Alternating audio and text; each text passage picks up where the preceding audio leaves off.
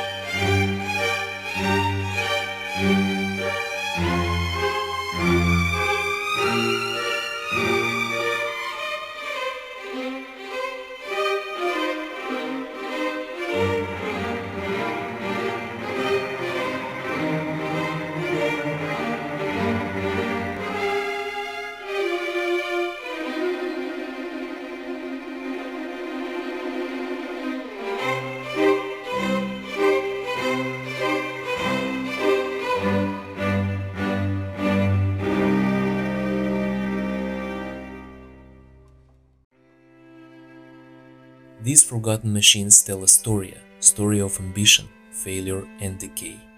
Why are Russian cars left to rot all over the world? And why was the Russian auto industry doomed from the start? Let's find out.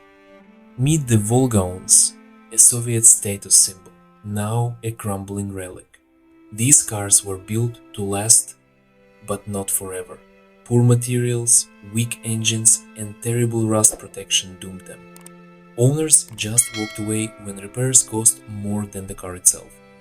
Lada's the most exported Russian car and the most abandoned. Cheap to buy, expensive to maintain. Many died young, left in junkyards from Cuba to Africa. Like if you've ever seen a dead Lada in your country. Why Russian cars failed? The Soviet Union mass-produced cars, but quality was never the priority. Factories focused on quantity, not innovation. When the USSR fell, Russia kept making the same old cars just with worse quality control. Even today, Russian cars rank among the least reliable. Poor engineering, cheap parts and zero competition meant no reason to improve. Would you ever buy a Russian car? From African deserts to Eastern European forests, Russian cars rot under the sun. Some were military leftovers, others just broke down and were forgotten. Their skeletons remain proof of an industry that never evolved. Moskwich, Volga, Lada, symbols of Soviet pride, now just scrap metal waiting to disappear. Like if you want a part 2 about Soviet trucks. These cars weren't just machines, they were a failed dream. A dream of an industry that could compete but never did. Now they sit, rusting monuments to bad engineering and wasted potential. Want more abundant car stories? Subscribe for weekly videos and tell me in the comments what's the most broken down car you've ever seen.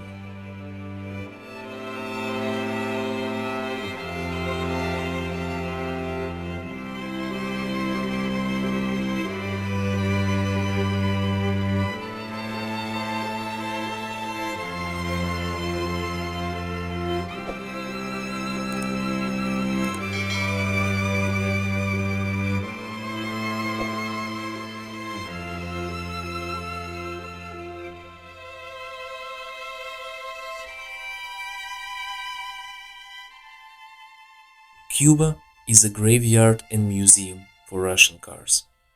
When the USSR collapsed, Cuba lost its supply of cheap spare parts.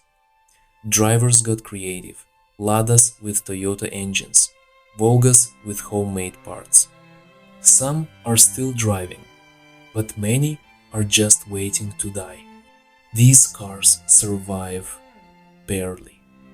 Every dent tells a story of desperation and ingenuity. Have you seen a Frankenstein Russian car? Leave a comment below. Abandoned UAZ jeeps in the Middle East, half buried in sand. Russian military vehicles were tough, but not smart. Heavy, gluttonous, and impossible to repair in the field. When the wars ended, armies simply left them behind. Like if you think Russian tanks are as unreliable as their cars. Russia still can make good cars. Sanctions killed foreign parts, so now they make even worse cars. New Ladas, less safe than a 30-year-old Toyota. Should Russia just give up making cars? Even Soviet luxury cars were unsafe. The cars of the communist elite are now rats' nests. No one wants them, not even collectors. Too expensive to restore, too ugly to love. Symbols of power reduced to scrap metal. The real reason these cars failed? Arrogance. Russia could have fixed its auto industry. Instead, they blamed the West, made excuses, and kept selling junk. Do subscribe for more brutal automotive truths.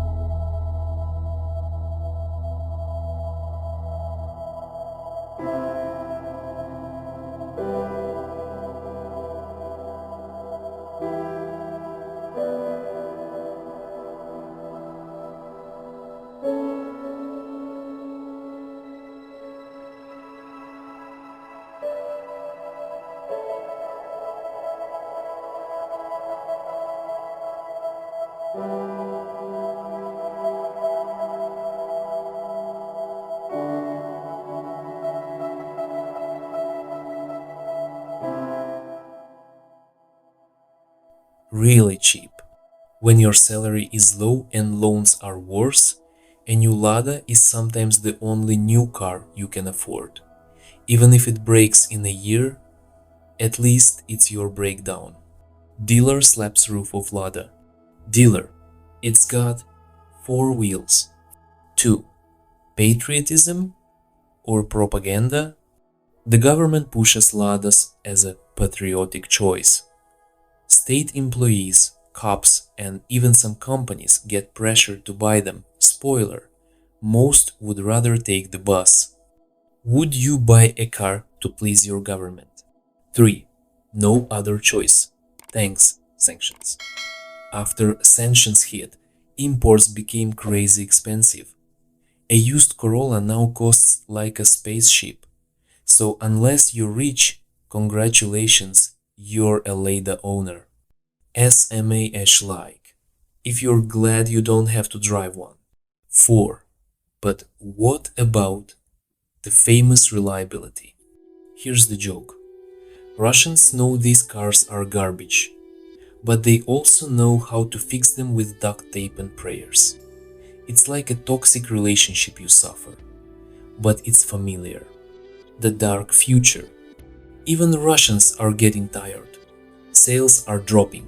People want real cars, but with the economy in crisis, the cycle of bad cars might never end.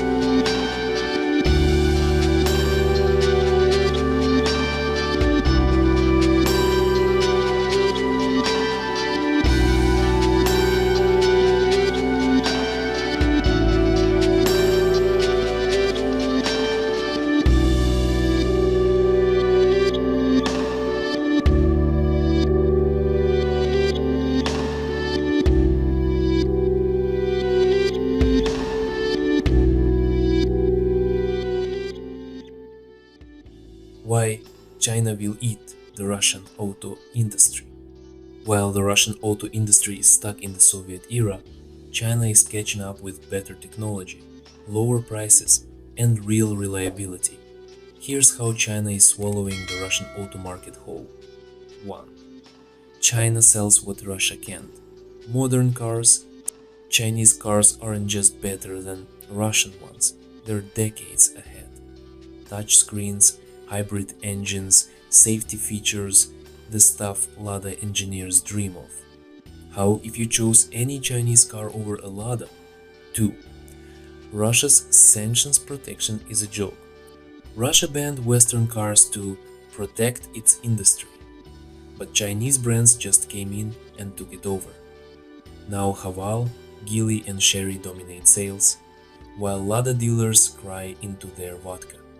Should Russia just rebrand as the Chinese used car market? 3. Even Russians know the truth. A hidden camera in a Russian car dealership.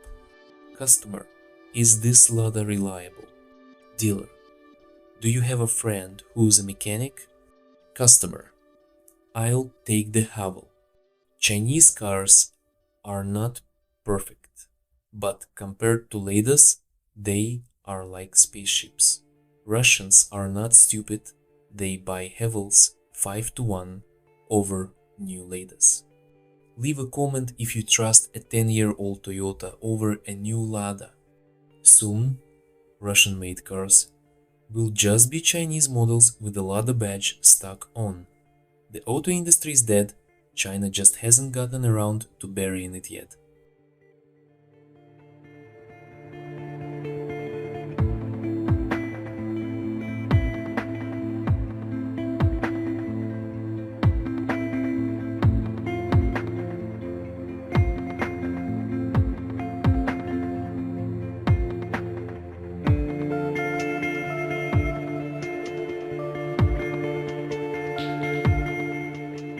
Thank you to everyone who watched to the end. You are my heroes.